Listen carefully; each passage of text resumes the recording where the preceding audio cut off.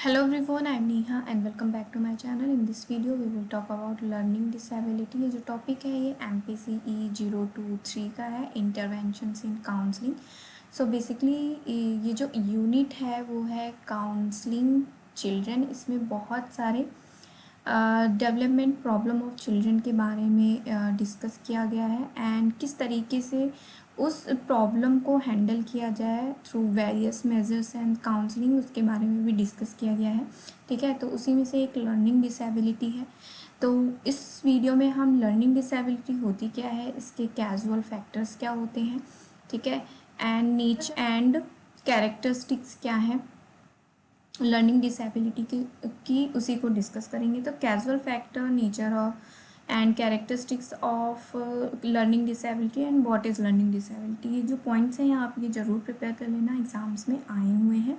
सो topic start करने से पहले मेरी वीडियो अगर पसंद आए तो लाइक करना, शेयर करना, और मेरे चैनल पर नए हैं तो प्लीज़ मेरे चैनल को सब्सक्राइब करना for more video.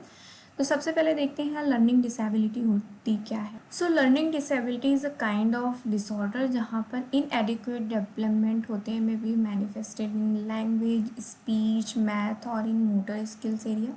Most common subtype of जो लर्निंग डिसेबिलिटीज़ हैं वो डिसलेक्सिया, डिस्ग्राफिया और डिसकैलकुलिया है, जिसमें डिसलेक्सिया में रीडिंग फैक्ट होती है, डिस्ग्राफिया में राइटिंग एंड डिसकैलकुलिया में कैलकुलेशन. जो डिसऑर्डर है ये अर्ली ईयर्स ऑफ चाइल्डहुड में आइडेंटिफाई किया जाता है जब चिल्ड्रंस के एक्सपेक्टेड एकेडमिक अचीवमेंट लेवल और उनकी जो एकेडमिक परफॉर्मेंस होती है, एक्चुअल एकेडमिक परफॉर्मेंस होती है, उसमें डिफरेंस शो होता है इन वन और मोर सब्जेक्ट जैसे कि मैथ्स, इंग्लिश, हिंदी. तो इस तरीके से उनको आइडेंटिफाई किया जाता है किसको, लर्निंग डिसेबिलिटी को. इन जो बच्चे होते हैं लर्निंग डिसेबिलिटी के and average IQ and do not have emotional problems nor do they seem to be lack in motivation और कोऑपरेशन. ठीक है, and casual factors of learning disability के क्या होते हैं, these disorder are a result of short of disability, immaturity और deficiency linked to certain brain function. जब brain proper तरीके से फंक्शन नहीं कर पाता है, ऑन दैट सिचुएशन भी ये सारे इश्यूज होते हैं. ठीक है, जैसे कि आप ये पिक्चर्स देख रहे होंगे, यहाँ पर जो है कि एफिशिएंट रीडर है क्योंकि जो ब्रेन का लेफ्ट हेमिस्फीयर है या फिर लेफ्ट फ्रंटल लोब है, ठीक है, तो वहाँ पर जो लैंग्वेज फंक्शन है वो प्रॉपर तरीके से एक्टिव है. बट वहीं पर जो डिसलेक्सिया रीडर है उसका जो फंक्शन है लैंग्वेज फंक्शन या फिर फ्रंटल लोब का जो लेफ्ट हेमिस्फेयर है वो प्रॉपर तरीके से एक्टिव नहीं है, जिसकी वजह से डिसलेक्सिया जैसे प्रॉब्लम्स होती हैं या लर्निंग डिसेबिलिटीज़ होती हैं. ठीक है, वहीं पर जो डिस्ग्राफिया एंड डिस्कैलकुलिया है, पैराइटल बोन जो लोब जो होता है वो सेंसरी परसेप्शन को डेवलप करता है, जिसमें जिसकी वजह से लैंग्वेज फंक्शन होती है. तो इस डिस्ग्राफिया एंड डिस्कैलकुलिया है, जब पैराइटल लोब प्रॉपर तरीके से फंक्शन नहीं करता है तो वहाँ पर भी ये लर्निंग डिसऑर्डर जैसे इशू होते हैं. पैराइटल लोब फंक्शन करता है सेंसरी परसेप्शन को. जब हमारे सेंसेस ही प्रॉपर तरीके से वर्क नहीं करते हैं तो ये इश्यूज होते हैं, ये डिसेबिलिटीज़ होती हैं. ठीक है, तो कुछ और कैजुअल फैक्टर्स हैं जैसे learning disorder also develop because of genetic transmission.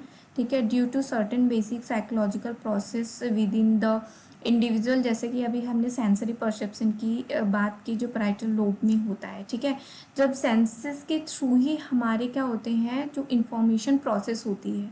ठीक है, जब इंफॉर्मेशन हमारे सेंसेस के थ्रू प्रॉपर तरीके से प्रोसेस ही नहीं होगी तो वो हमारे शॉर्ट टर्म मेमोरी में भी नहीं जाएगी एंड लॉन्ग टर्म मेमोरी में भी इंफॉर्मेशन प्रोसेस नहीं होगी, जिसकी वजह से हमारी जो लर्निंग होती है वो इफेक्ट होती है. ठीक है, it may also be because of extinct factor जैसे कि sensory impairment, emotional disturbance, casual differences and lack of educational opportunity.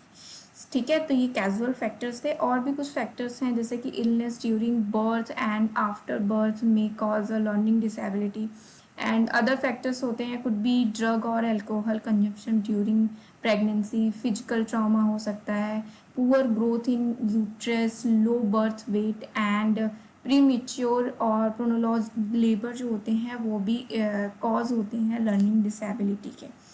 अब आते हैं nature and characteristics of learning disorder के। तो the counsellor must remember the following points before diagnosing learning disorder in children. तो सबसे पहला पॉइंट दिया है कि learning disabled children essentially suffer from serious learning problems for number of reason. ठीक है, the problems and disorder are usually manifested by significant difficulty, जैसे कि acquisition and use of language, reading, writing, speaking, जिसकी हमने starting में ही बात की थी, रीजनिंग ऑफ सोशल स्किल्स। ठीक है, they may show symptoms of hyperactivity, impulsivity and most of them show symptoms of anxiety. Learning disorder जिन बच्चों में होता है not apparent in physical appearance में ऐसे प्रॉपर शो नहीं होता है। Learning disorder can occur with normal intelligence. ठीक है, नॉर्मल इंटेलिजेंस भी अकर हो सकता है। ठीक है, फिजिकल अपीयरेंस कैसे होगा, जब सिर्फ लैंग्वेज यूज़ ऑफ लैंग्वेज में ही डिफ़िकल्टीज होती हैं तो फिर फिजिकल अपीयरेंस ऑब्वियसली नहीं होगा। ठीक है, तो ये था लर्निंग डिसेबिलिटी। आई होप ये टॉपिक आपको क्लियर हो गया। नेक्स्ट वीडियो में हम डिस्कस करेंगे कि लर्निंग डिसेबिलिटी में हम कौन कौन सी टेक्निक्स यूज़ कर सकते हैं एज अ काउंसलर। ठीक है, तो आई होप ये टॉपिक आपको क्लियर हो गया है, समझ में आया तो प्लीज़ लाइक करें, शेयर करें, सब्सक्राइब करें फॉर मोर वीडियोस, और मुझे मोटिवेशन भी मिलेगा। मैं आपके लिए ऐसे ही इंफॉर्मेटिव और नॉलेजेबल वीडियो लाती रहूँगी। सो नेक्स्ट वीडियो में मिलते हैं न्यू टॉपिक के साथ। तब तक मेरी वीडियोस को देखते रहिए। Thanks for watching.